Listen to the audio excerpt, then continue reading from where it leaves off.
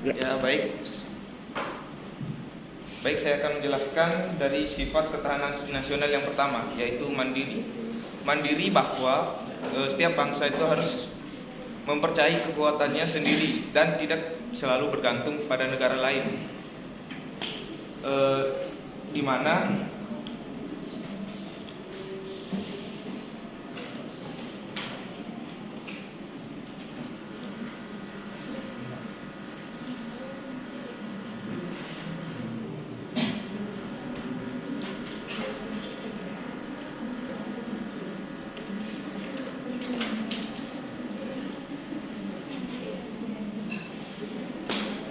yang dimana adalah sifat mandiri adalah sifat percaya kepada kemampuan dan juga kekuatan sendiri dengan keulatan serta ketangguhan yang mengandung prinsip tidak mudah menyerah serta negara mampu berdiri sendiri tanpa bergantung dengan negara lain.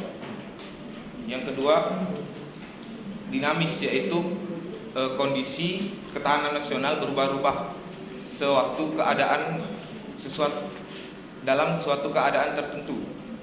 Yang ketiga adalah wibawa, bahwa wibawa itu menjelaskan tentang bahwa negara sebagai pandangan yang sifatnya manunggal, yaitu mewujudkan kewibawaan nasional yang nantinya akan diperhitungkan oleh pihak lain,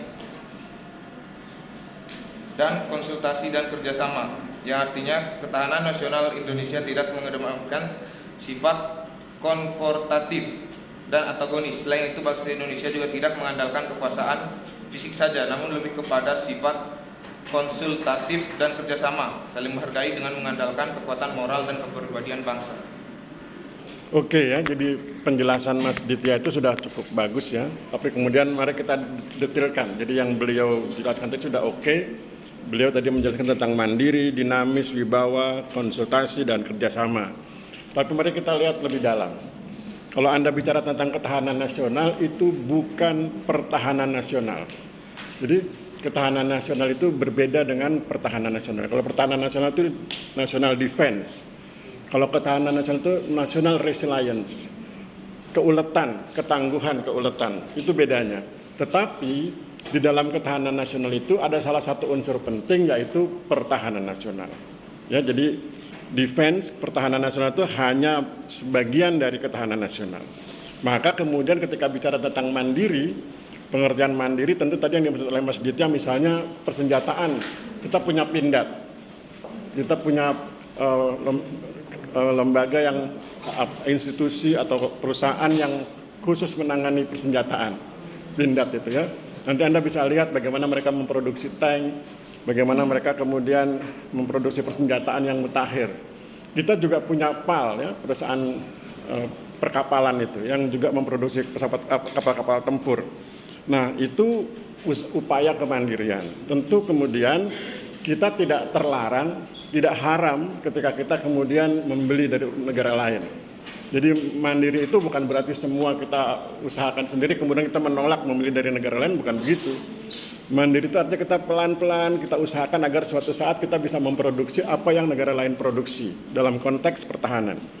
Dalam konteks yang lain misalnya ideologi. Ideologi kita kan Pancasila, itu berbeda dengan ideologi liberal, berbeda dengan ideologi komunis. Dan itu tentu bicara tentang kemandirian.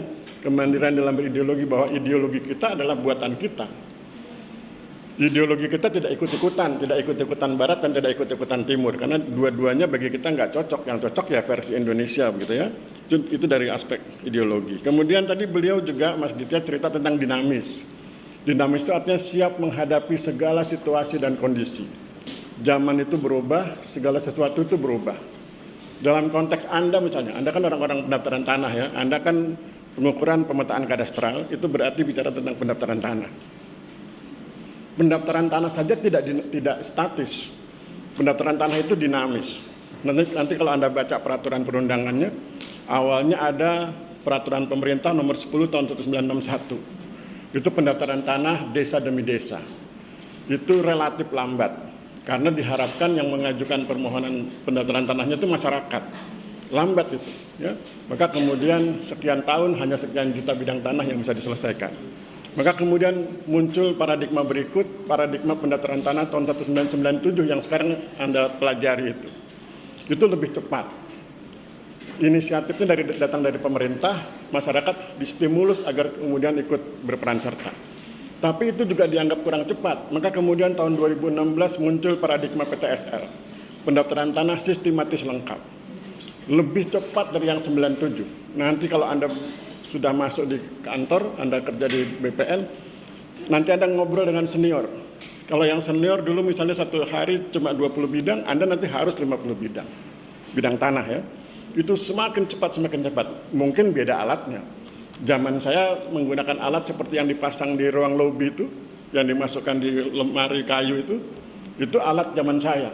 T0, Topcon, semuanya serba analog. Jadi satu hari saya cuma bisa bikin mungkin 20 bidang. Tapi sekarang Anda bisa 50, bisa 75, karena Anda menggunakan alat-alat yang digital. Bisa langsung masuk peta. Sedangkan zaman saya harus lihat daftar log, ya, harus dihitung pakai kalkulator, dan segala macam. Beda itu, kemampuan kecerdasan zaman saya tentu kalah dibandingkan Anda. Anda pasti lebih cerdas, lebih terampil, alatnya lebih canggih, sehingga kemudian kinerjanya jadi lebih tinggi. Itu bagian dari dinamika. Dan sekarang, kita tadi kan 2016 ya, sekarang 2022 Pak Presiden bilang harus lebih cepat dari yang 2016. Sekarang itu bidang tanah di Indonesia itu 126 juta bidang. Yang sudah diukur baru 90 juta bidang. Jadi masih 36 juta dan itu Pak Presiden bilang harus selesai tahun sekian. Dia sebut angka tahunnya, nanti kalau saya sebut angka tahunnya Anda kaget. Tapi itu hal yang bisa dihadapi dengan optimisme kalau kita gunakan alat dengan baik, kita gerakkan massa dengan baik, Anda berkinerja baik, maka kemudian itu bisa selesai. Jadi tidak ada sesuatu yang mustahil ya, sepanjang kemudian hal itu adalah hal kebaikan dan kita kerahkan segenap upaya. Itu dinamika. Itu yang tadi dibilang Mas Ditya itu bahwa hidup itu harus dinamis. Ketahanan nasional juga begitu, dinamis. Kita punya musuh di utara, dengan tanda kutip ya. Kita punya musuh di utara, Republik Rakyat Cina yang sangat kuat. Kita punya musuh di selatan, ya, Australia yang juga sangat kuat. Nah, kita harus punya kemampuan menghadapi segala situasi seperti itu. Ya, itu dinamika. Wibawa. Kalau bicara tentang wibawa, kita paling cocok ketika mencontohkan bagaimana kemudian Belanda bersedia masuk ke meja perundingan dan tidak menyelesaikan masalah Irian Barat dengan jalan pertempuran. Kenapa? Karena segan. Kenapa segan? Kapal-kapal perang buatan Soviet langsung masuk dan dipasang di Indonesia Timur. Memang Yosudarso gugur di perang Arafuru, tapi kan persoalan tidak selesai di situ. Karena kemudian dropping pasukan segera mengarah ke Indonesia Timur dan persenjataan berat, kemudian kapal-kapal perang mutakhir didatangkan dari Soviet. Maka Belanda bilang kalau gitu kami berunding. Nah ketika berunding maka kemudian hasilnya seperti yang kita lihat sekarang atau nanti Anda lihat di sejarah ya. Itu menunjukkan kewibawaan. Dan kemudian tadi Mas Ditya bilang ada konsultasi. Jadi beliau tadi menjelaskan kita nggak sok-sokan gitu. Kalau ada masalah kita selesaikan. Misalnya bagaimana Anda lihat bagaimana Kementerian Luar Negeri menyelesaikan kasus Pulau Pasir. Teman-teman di NTT sudah siap itu untuk berhadapan dengan Australia. Tapi kemudian Kementerian Luar Negeri bilang jangan. Itu wilayah Australia, ya. Itu wilayah ex jajahan Inggris, wilayah Indonesia ex jajahan Belanda. Secara hukum internasional kita tidak akan bisa menang. Maka kemudian itu yang diredam. Maka kemudian teman-teman di NTT bisa bersabar hati. Kemudian ya sudah itu wilayah Australia. Dan tetapi kan kemudian Australia mengerti bahwa itu sebetulnya adalah wilayah tradisional orang-orang Pulau Rote. Itulah konsultatif ya. Dan kemudian kerjasama pertahanan, kerjasama ekonomi dan lain sebagainya. G20 itu bentuk dari kerjasama. Jadi ketahanan nasional itu aspeknya adalah IPOLEX sebut HANKAM, ideologi, politik, ekonomi, sosial dan budaya, bukan cuma sekedar pertahanan keamanan ya. Jadi pertahanan itu hanya sebagian kecil dari ketahanan nasional. Oke, Mas Ditya, itu slide pertama. Slide berikutnya? Slide berikutnya ada dalam slide 13 dan 14. Slide 13 dan 14 ya. Silakan Mas.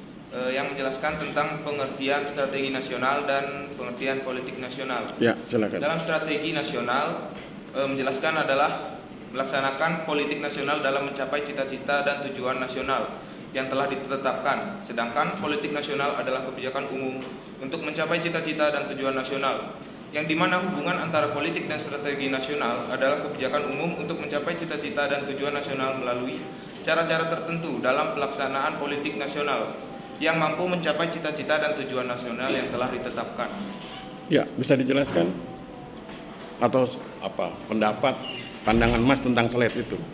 Pandangan saya adalah dalam pengertian strategi nasional itu lebih ke cara pelaksanaan politik nasional dalam mencapai cita-cita, sedangkan politik nasional adalah kebijakan umum dalam mencapai cita-cita dan tujuan nasional tersebut. Ya, jadi politik itu kebijakan umumnya, nanti detailnya itu di strategi.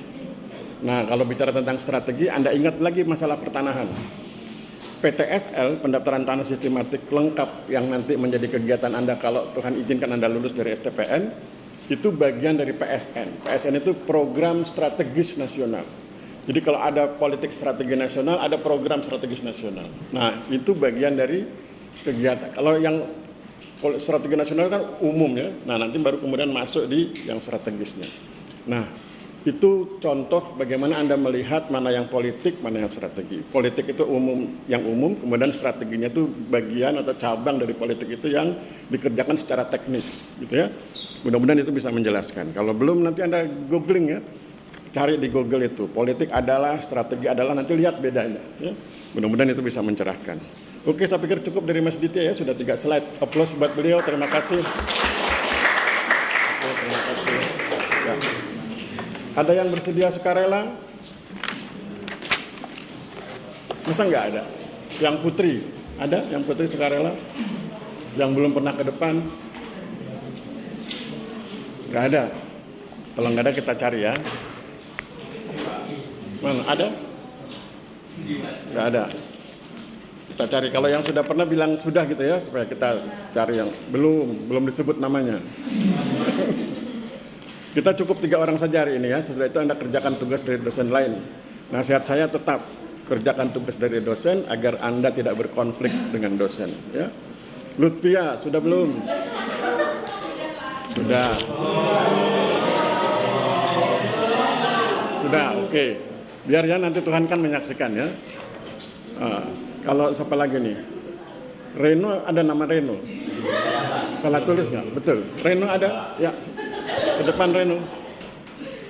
Ya, kita dengarkan Reno bercerita ya. Doakan dia dapat pahala karena berbagi ilmu dengan kita.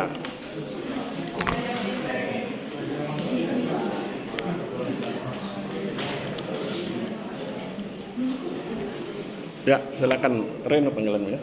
Ya. Kita dengarkan Reno slide keberapa? Waalaikumsalam warahmatullahi wabarakatuh. Slide keberapa Reno? Kita lihat slide kelima. Slide kelima tentang sifat ketahanan nasional Reno. Sifat ketahanan nasional mandiri. Oh ya, oke, silakan. Yang menarik pada slide ini adalah sifat ketahanan nasional mandiri, yang artinya ketahanan nasional bersifat percaya kepada kemampuan dan juga kekuatan sendiri dengan keuletan serta ketangguhan yang mengandung prinsip tidak mudah menyerah dan bertumbuh pada identitas kepribadian bangsa dan juga identitas. Terus? Kalau Sudah. Slide yang berikutnya? slide 8. Slide 8 tentang konsepsi ketahanan. Ya, silakan Mas. Pada slide ini yang menarik adalah konsepsi ketahanan nasional dalam aspek politik. Ketahanan pada aspek politik diartikan sebagai kondisi dinamis kehidupan politik, diartikan sebagai kondisi dinamis kehidupan politik bangsa Indonesia yang berisi keuletan dan ketangguhan kekuatan nasional dalam menghadapi serta mengatasi segala tantangan, ancaman, hambatan, dan gangguan yang datang dari luar maupun dalam. Oke, kalau gitu kita, karena beliau senang pada aspek politik, kita tanyakan ke beliau ya, ke Mas Reno. Bagaimana pandangan Mas Reno tentang aspek politik, terutama ketahanan aspek politik menjelang pemilu 2024? Gitu ya, kita dengarkan. Anggap aja Rocky Gerung ya. Pandangan Reno terhadap ketahanan politik menjelang pemilu 2024. Silakan Reno, ngomong aja bebas. Pandangan saya ialah yang penting jangan menjelekkan orang lain ya, jangan menghina. Karena masuk YouTube ya, nah, kalau menghina. Semoga bersih Pak. Hah? Sudah bersih. Apanya? bersih. Coba. Menurut kamu ketahanan nasional kita bagus nggak menjelang pemilu 2024 dari aspek politik? Belum terlalu. Belum terlalu. Apa yang menurut kamu nggak bagus? Yang kurang, yang perlu diperbaiki? Dari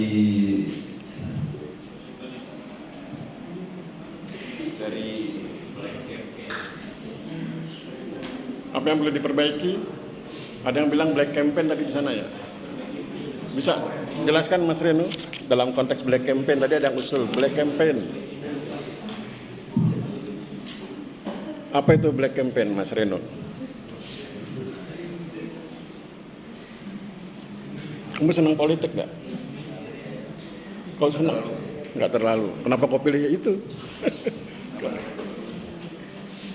Kamu tahu nggak black campaign itu apa? Sistem pemilihannya di berita-berita setiap pemilu kadang diberitakan kecurangan. Diulang kalimatnya. Black campaign adalah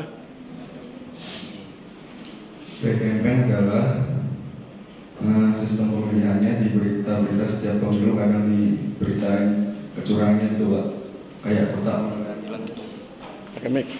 Kayak kotak pemilihan hilang dan lain-lain. Kotak pemilihan hilang itu bukan black campaign ya. Black campaign itu kampanye hitam. Misalnya kita kasih contoh Reno mencalonkan diri dari jadi Komkes kelas G misalnya begitu toh. Misalnya saingannya Ditya misalnya. Reno dengan Ditya bersaing untuk jadi Komkes kelas G. Kemudian Reno bilang ke kita semua tentang hal-hal yang buruk secara pribadi dari Ditya. Hal-hal yang buruk secara pribadi dari Ditya. Dia sebutlah sekian 12 poin keburukan Ditya. Misalnya begitu ya. Nah, itu yang dimaksud dengan black campaign. Nah, itu dilarang. Jadi secara etis, secara etika, nanti Anda baca etika politik itu nggak boleh. Reno boleh bersaing dengan Ditya bukan dalam konteks hal-hal yang pribadi, tapi hal-hal yang konseptual. Misalnya Ditya punya konsep nanti kalau saya jadi Komkes kita akan tingkatkan kelas kita jadi 2 lantai misalnya begitu ya. Kemudian Reno bilang nggak kalah 15 lantai dia bilang gitu tanpa lift ya. Nah itu hal-hal yang konkret atau nanti apalah memperjuangkan kepentingan kelas G dalam rangka bersaing dengan kelas H misalnya begitu dan seterusnya ya. Jadi itu yang dimaksud black campaign. Black campaign itu menjelekkan hal-hal yang bersifat pribadi yang sebetulnya tidak ada konteks ya, tidak ada hubungannya dengan perkembangan atau program yang ditawarkan dalam kegiatan politik. Apalagi Mas Reno yang perlu diperbaiki? Black campaign sudah, apalagi? Yang perlu kita perbaiki adalah kedewasaan pemilih, kedewasaan masyarakat. Anda lihat pengalaman ketika 2019 ada segregasi masyarakat. Pendukung Prabowo melawan pendukung Jokowi, padahal Prabowo dengan Jokowinya sudah makan bareng, tapi pendukungnya masih marah-marahan di bawah. Yang pacaran jadi putus gara-gara Prabowo Jokowi. Ya, itu kan sayang sekali ya. Padahal di atas sudah kumpul Prabowo dengan Jokowi satu kabinet, selesai. Nah, jadi itu yang perlu kedewasaan, bahwa yang kita pilih itu programnya. Dan itu boleh kita berbeda pendapat dengan orang lain yang memilih orang lain yang dengan program yang berbeda ya. Oke Reno, itu slide yang keberapa tadi? Baru kedua ya? Ya terakhir slide keberapa lagi? Slide ke-12. Slide ke-12. Tentang apa itu? Politik. Wah politik lagi, jago men. Ahli politik kelas G. Ayo silakan Reno. Pada slide kali ini yang menarik adalah politik, 2 macam politik, yaitu sistem politik demokrasi dan sistem politik otoriter. Politik demokrasi dengan Sistem politik demokrasi dan sistem politik otoriter. ya jelaskan Mas Reno apa itu politik demokrasi dengan politik otoriter. Politik demokrasi adalah bentuk pemerintahan di mana semua warga negaranya memiliki hak yang sama untuk pengambilan keputusan yang dapat mengubah hidup mereka. Terus kalau yang otoriter, bentuk pemerintahan yang berjadikan penekanan kekuasaan hanya pada negara atau pribadi tertentu tanpa melihat derajat kebebasan individu. Indonesia masuk yang mana?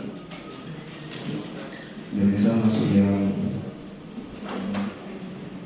Demokrasi rasa otoriter atau otoriter rasa demokrasi? Atau demokrasi? Demokrasi. Demokrasi. Oke ya. Itu pandangan Reno ya, politikus kelas G. Oke, aplaus buat Reno. Terima kasih.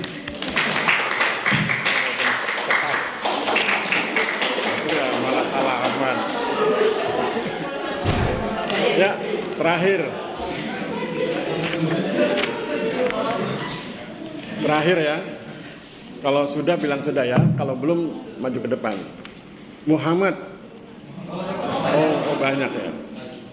Tambah Nur.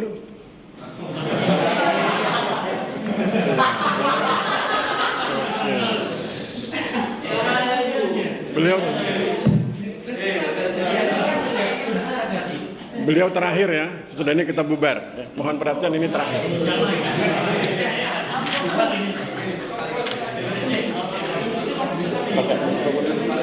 Santai aja.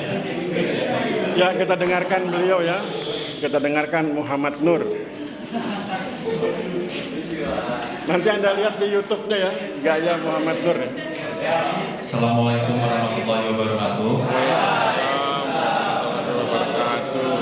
Saya di sini akan mencoba untuk membahas, ya lebih tepatnya sebuah pertanyaan Pak, tiga-tiganya. Dari slide yang pertama, dari slide keempat. Apa itu slide keempat? Oh, asas ketahanan. Aku macet. Iya Pak. Slide keempat. Asas ketahanan nasional. Oke. Dalam asas ketahanan nasional terdiri dari asas kesejahteraan dan keamanan, asas komprehensif integral atau menyeluruh terpadu, asas mawas ke dalam dan keluar, dan asas kekeluargaan. Nah, di sini pertanyaan saya di sini adalah apa yang dimaksud dalam asas komprehensif integral atau menyeluruh terpadu dan asas mawas ke dalam dan keluar, Pak? Satu dulu apa? Yang mana yang? Asas komprehensif integral terlebih dahulu. Ya, asas komprehensif integral sudah ada di dalamnya tuh. Kurung buka, menyeluruh, terpadu, selesai. Kan gitu kan? Kan pertanyaan gitu. Apa Pak yang dimaksud dengan asas komprehensif integral? Jawabannya adalah lihat kurung buka dan kurung tutup. Kurung buka, menyeluruh, terpadu. Ya, selesai. Bisa nggak kalau jawabannya begitu, Mas Nur? Kalau itu jawabannya paham nggak? Belum, Pak. Belum. Apa yang kamu nggak paham dari kata menyeluruh dan terpadu? Bila dilihat dari asas-asas yang lain seperti asas kesejahteraan dan keamanan, itu jelas Pak, kesejahteraan dan keamanan gitu. Sedangkan untuk yang kesejahteraan komprehensif integral ini kan menyeluruh terpadu. Nah, itu maksudnya itu bagaimana ya Pak? Maksudnya kesejahteraannya menyeluruh ya. Artinya yang sejahtera bukan cuma orang Aceh, Papua juga harus sejahtera. Yang sejahtera bukan cuma orang Papua, Kalimantan juga harus sejahtera. Sila kelima itu ya. Itu maksudnya. Begitu Mas. Kalau itu jawabannya cukup nggak? cukup Pak. Oke, cukup. Apalagi? Dan yang Mawas. baik yang kedua, asas mawas ke dalam dan keluar Pak. Kamu tahu nggak arti kata mawas? Kurang tahu Pak. Coba lihat di Google, gitu ya. Buka Google-mu, klik Google. Mawas adalah, gitu ya. Kan dosen itu bukan sumber ilmu ya. Dosen itu fasilitator ilmu. Coba, ada yang bisa bantu? Klik Google. Iya Pak. Mawas adalah. Menurut KBBI, mawas diri berarti melihat atau memeriksa, mengoreksi. Nah, kalau mawas dalam konteks ketahanan berarti apa? Memeriksa dan memperhatikan, ya, memperhatikan, mencermati segala sesuatu, segala aspek yang berkaitan dengan ketahanan nasional, baik yang ke dalam maupun yang keluar. Yang ke dalam, misalnya politik dalam negerinya gimana? Jangan-jangan politik dalam negeri kita mengacaukan. Jangan-jangan politik dalam negeri kita mengadu domba. Nah, itu diperbaiki. Politik dalam negerinya harus kontributif dan membangun kesejahteraan masyarakat. Kesejahteraan dalam pengertian politik ya. Kemudian politik luar negeri tidak mencari musuh tadi seperti dibilang Ditya ya, tidak mencari musuh, tapi konsultatif dan kerjasama. Begitu Mas. Slide berapa lagi? Yang selanjutnya slide ke-6. Slide ke-6 tentang apa itu? kehidupan Ketahanan nasional. Oke, apa pandanganmu tentang itu? Kedudukan ketahanan nasional. Ketahanan nasional merupakan suatu ajaran yang diyakini kebenarannya oleh seluruh bangsa Indonesia. Untuk yang pertama dan yang kedua, ketahanan nasional berkedudukan sebagai landasan konseptual yang didasari oleh Pancasila sebagai landasan ideal dan Undang-Undang Dasar 1945 sebagai landasan konstitusional dalam paradigma pembangunan nasional. Oke, pendapatmu apa? Dia mau bertanya malah dimintai pendapat ya. Pendapat saya di sini adalah ketika sebuah ketahanan nasional itu yang pasti sudah diyakini oleh seluruh bangsa serta merupakan cara terbaik yang perlu diimplementasikan secara berlanjut dalam rangka membina kondisi kehidupan nasional yang ingin diwujudkan.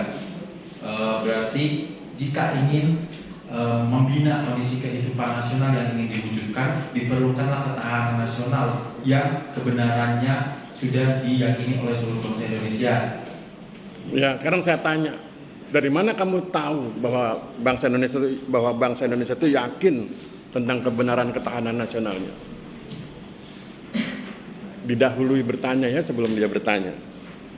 Dari mana kamu tahu bahwa bangsa Indonesia itu yakin tentang ketahanan nasionalnya?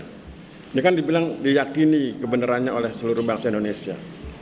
Dari mana kamu tahu bahwa bangsa Indonesia meyakini kebenaran ketahanan nasionalnya? Dari mana kamu tahu itu?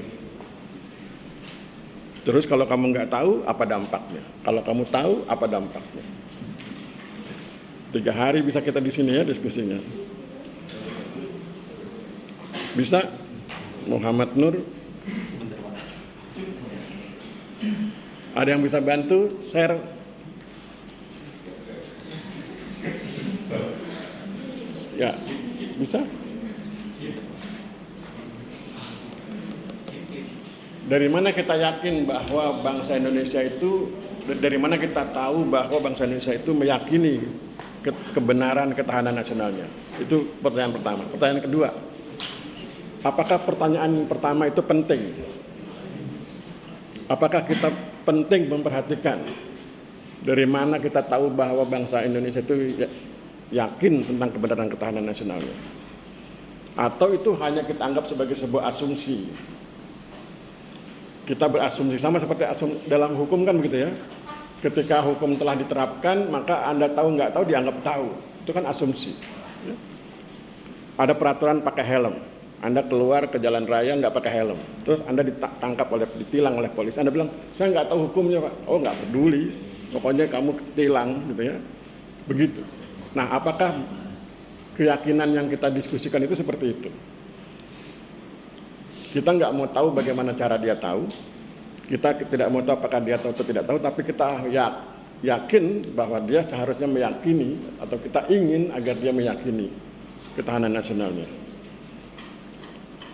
Karena itu prasyarat keberadaan sebuah bangsa itu adalah ketika dia memiliki sistem ketahanan nasional. Dan ketahanan nasional itu diyakini kebenarannya oleh masyarakatnya, oleh warganya. Berarti apa? Berarti itu kan keharusan meyakini kebenaran. Kalau belum yakin, ya masuk ke kampus, belajar tentang ketahanan nasional. Gitu ya. Oke? Gimana Mas? Jadi untuk pertanyaan pertama, bagaimana ya Pak? Bagaimana seluruh bangsa meyakini tentang ajaran-ajaran ketahanan nasional? Iya. Menurut saya, untuk bagaimana seluruh bangsa Indonesia meyakini kedudukan akan ketahanan nasional itu yang pertama melalui pembelajaran Pak. Mungkin melalui pendidikan yang pasti dari kita jenjang yang paling dasar yaitu dari jenjang sekolah dasar kita sudah diajarkan dari guru dari berbagai jenjang dari SD, SMP, SMA bahwa ya pelajarannya PPKN.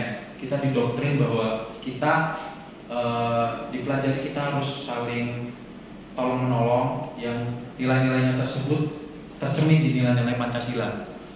Menurut saya bagaimana seluruh bangsa Indonesia ini dapat meyakini ketahanan nasional yang pastinya secara bertahap Pak, dari kita masih kecil. Oke, jadi itu disampaikan secara bertahap ya, berjenjang. Makanya ada kemudian SD, SMP, SMA dan perguruan tinggi. Dan kalau Anda perhatikan ketika di level SMA ke bawah itu memang doktrin. Anda kan hanya diminta menghafal, tetapi kemudian ketika masuk perguruan tinggi Anda mulai diajarkan ini loh rasionalitasnya, ini loh filosofinya, ini loh dampaknya kalau nggak begini gitu ya. Itu yang kemudian membedakan antara Anda di perguruan tinggi dengan Anda ketika masih SMA. Oke, terakhir Mas Muhammad Nur. Untuk yang terakhir slide 9. Tentang apa itu? Ketahanan nasional dirancang dengan memperhatikan. Oh iya. Oke, silakan. Di sini saya kurang paham tentang bagian-bagiannya. Ya. Geopolitik merupakan suatu sistem berpikir yang mengaitkan kebijakan politik di suatu wilayah dengan kondisi geografisnya, Ya. geografisnya. Ya, Nah, terus? itu bagaimana Pak kebijakan politik yang mengaitkan dengan kondisi geografisnya? Ya, terus sekarang dilanjutkan yang poin 2, geostrategi. Apa bedanya? Geostrategi merupakan wujud pelaksanaan geopolitik dengan memberikan tambahan berupa tujuan, sarana, dan penggunaan sarana Ya. sampai tujuan. Terus geografis? Geografis merupakan posisi atau letak suatu wilayah di bumi yang memiliki keterkaitan dengan aspek astronomis, geologis, fisiografis, dan sosial budaya. Ya, dan dari 3 poin itu, geopolitik, geostrategi, dan geografis, yang Anda nggak paham geopolitik ya. Geopolitik merupakan suatu sistem berpikir, itu cara berpikir, yang mengaitkan kebijakan politik, kalau ini ada kebijakan politik, di suatu wilayah dengan kondisi geografisnya. Kondisi geografis itu misalnya begini, ada wilayah pantai, ada wilayah pegunungan. Politik itu jangan Anda bayangkan politik seperti yang diperdebatkan oleh Rocky Gerung dan kawan-kawan ya. Politik itu ada 2. Dia bisa diterjemahkan dalam pengertian politik CS pakai bahasa Inggris ya. Itu berarti bicara tentang kewenangan, dan bisa diterjemahkan menjadi policy, kebijakan.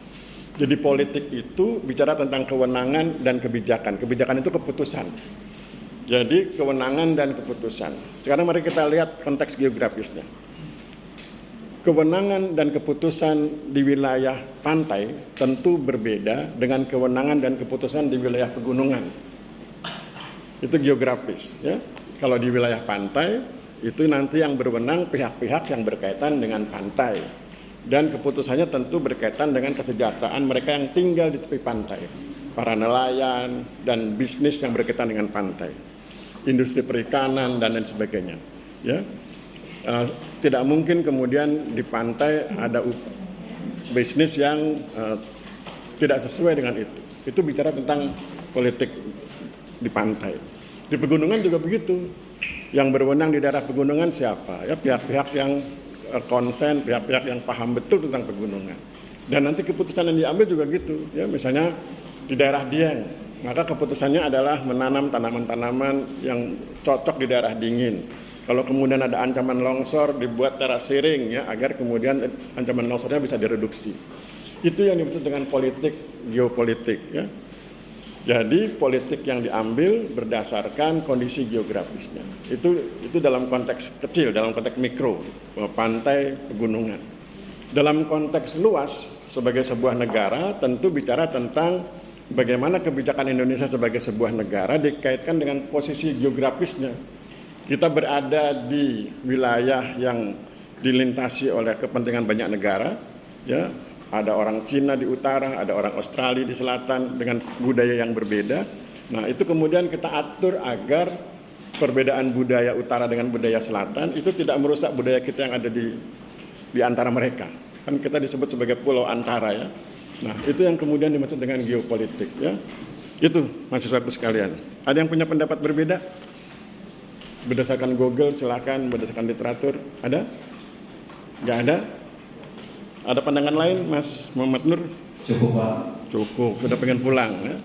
Oke, aplaus buat Muhammad Nur. Terima kasih. Assalamualaikum warahmatullahi wabarakatuh. Waalaikumsalam. Ya. Terima kasih Muhammad Nur ya. Jadi hari ini kita berterima kasih kepada Muhammad Nur, berterima kasih kepada Reno, terima kasih kepada Aditya yang sudah bersedia berbagi ya. Mudah-mudahan nanti di pertemuan berikut ada lagi tiga orang berikutnya yang bersedia berbagi. Kita butuh kesediaan berbagi agar kita kemudian punya kesempatan untuk berdiskusi ya. Karena kalau teksnya kan Anda bisa baca sendiri ya. Demikian, kita akhiri. Ada pertanyaan? Nggak ada. Kita akhiri, wabillahi taufiq wal hidayah. Wassalamualaikum warahmatullahi wabarakatuh. Salam sejahtera buat kita semua. Terima kasih dan selamat siang.